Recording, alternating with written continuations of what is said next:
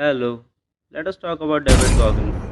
No, that person is not David Goggins. That was David Goggins before he decided to be one of the most phenomenal transformation ever. This right here is David Goggins. Is a phenomenal for several different reasons. Alright, I will just wait. So here are just few reasons why it's phenomenal as compared to others. He once ran for 101 miles in 19 hours and that was his first try. He came second in a competitive bicycling event covering 261 miles. And in 2013, after three attempts, he created a world record of most pull ups in 17 hours, 4,030.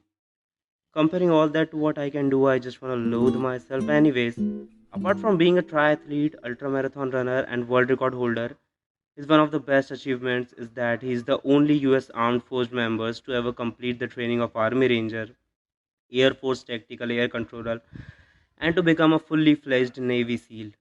That all makes him pretty savagely cool, and not my word. We can definitely consider him the personification of grit.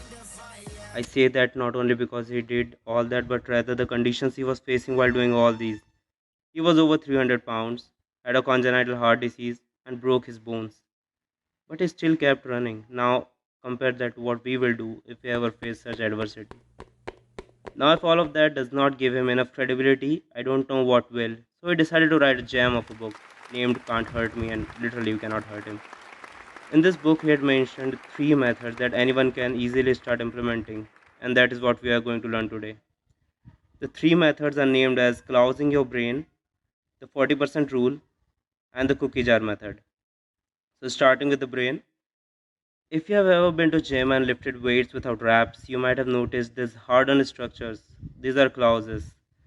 Their primary function is to reduce pain, and they are formed due to friction. The same principle can be applied in the context of the brain and development of the grit.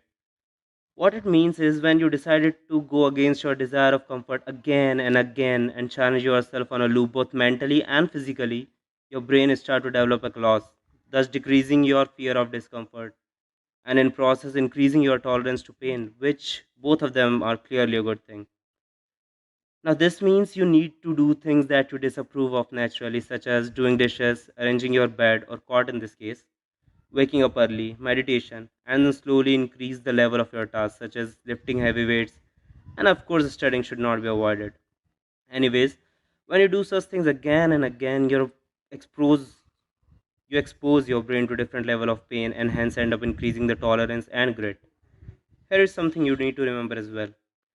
When someone starts lifting weight, after a certain time the muscles get accustomed to a certain amount of weight. And then to see further improvement, the weights or the reps need to be increased. In a similar fashion, when you increase the difficulty level of your task over time, you grow. Second principle is the 40% rule, which states that a person will give up at about 40% of his actual limit, which means if you are capable of doing 10 push ups, your brain will consider 4 as your limit and you follow physically. What Mr. Goggins suggests is that you extract 5% at a moment and push through to reach your potential and probably break and go further beyond. Now you cannot be Goku. I'm not saying you can be Goku, but next time you're stuck at a pull-up bar at a count of three, you remember the 40% rule and you try to improvise. Now the last one does look tasty, but it's all in the head. It's the cookie jar method. What you do here is you remember your past achievements such as your grades, medals, trophies, successful relationships, your first bicep curl, the successful sport you did, or when you gave up smoking. Anything that makes you happy and makes you feel accomplished. What you do now is that you keep these cookie shaped achievements in a mental jar, and whenever you feel drained, you reach out to the jar, you pick a cookie, and get refueled emotionally. Mr. Goggins tells us that at around 70 miles of his marathon, his kidneys started failing him, and bones were broken as well.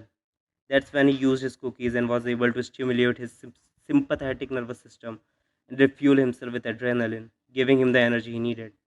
Those were the three lessons from the book Can't Hurt Me. Thanking you.